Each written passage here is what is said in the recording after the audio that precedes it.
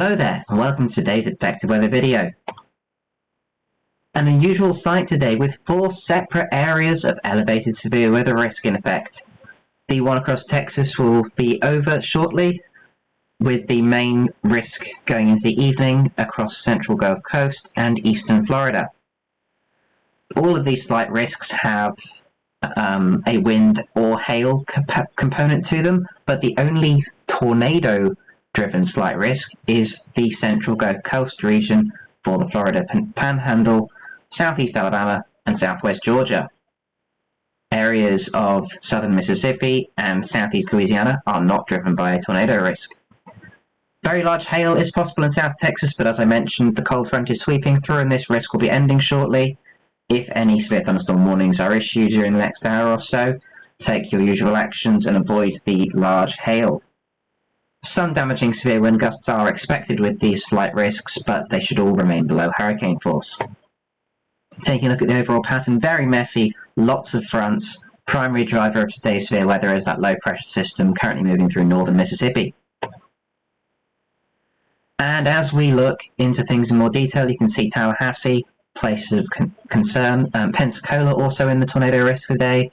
Jacksonville, Melbourne, Florida potentially able to get some damaging winds and some large hail, but shouldn't be as large as we saw yesterday. Once again, there's that tornado risk for you. None in Texas, 2% across the Mid-South, 5% for the central Gulf Coast, 2% for southeast Georgia and most of the Florida Peninsula. Wind risk, as mentioned, slight risks without any hatched areas, which means that the winds are expected to remain below hurricane force or 74 miles an hour. However, 60 to 70 mile an hour wind gusts can still cause damage, particularly bringing down tree branches, knocking over fences, or tearing some siding off buildings, in the worst case blowing over a shed or two. Just be aware that there will be some dangerous storms about and seek shelter if a warning is issued for your location. Looking at the hail, you can see that most of the slight risks are not for significant hail, only a significant hail risk for far southern Texas. As mentioned, that will be ending by this evening. But in the short term, potential for some large hail. Do take shelter if there's a storm moving towards you, because could get some quite significant damage to a person if you're hit by that large hail. Looking elsewhere, slight risk of perhaps 1-inch hail across east Florida, southeast Georgia, and parts of the Mid-South. Here is the HRRR model run for today. You can see those storms moving across the Panhandle, Georgia. Quite intense for a time until they die down going into the overnight hours. Not much activity across that, slight risk in the Mid-South, scattered storms, which will be capable of possibly an isolated tornado, some locally damaging wind gusts, but not a widespread risk up there. Main focus for intense storms does indeed appear to be across the Florida Panhandle, far southeast Alabama, and southwest Georgia. Now, moving on to tomorrow. It is definitely gorilla season. Reed Tim was talking about how this time of year can often become big hail event after big hail event, and this year is definitely following that stereotype. Another enhanced risk day driven by the threat of giant hail for the Dallas-Fort Worth metro area. Supercells are expected, firing during the afternoon and then continuing into the evening hours. Threats of giant hail and a few tornadoes. And of course, a damaging wind threat will be present throughout the slight risk and marginal risk areas. But the bottom line is prepare for another day of gorilla hail greater than 3 inches in size in the strongest storms. Set up for tomorrow, low pressure system moving through New Mexico and western Texas, warm front bringing that moisture north, and by the time it gets to Dallas, peak heating, afternoon, storms fire in that moist air and produce that very large to giant hail. A low risk does also exist for the east coast of America with that cold front moving through, marginal risk out there as you can see in this.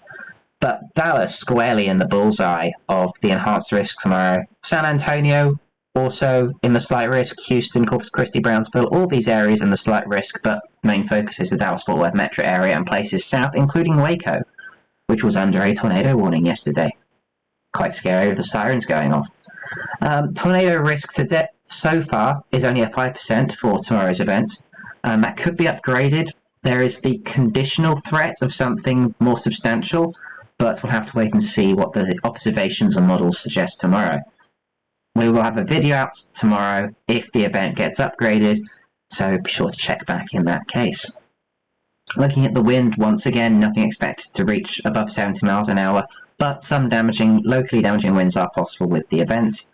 Primary concern tomorrow is that very large hail. Storm Prediction Center explicitly mentioning the threat for 3 inches or greater hail, primarily in that enhanced risk area, that's the red region from the Red River south of central Texas, but isolated very large hail to giant hail possible all the way to the Rio Grande Valley, which does include San Antonio and the I-35 corridor.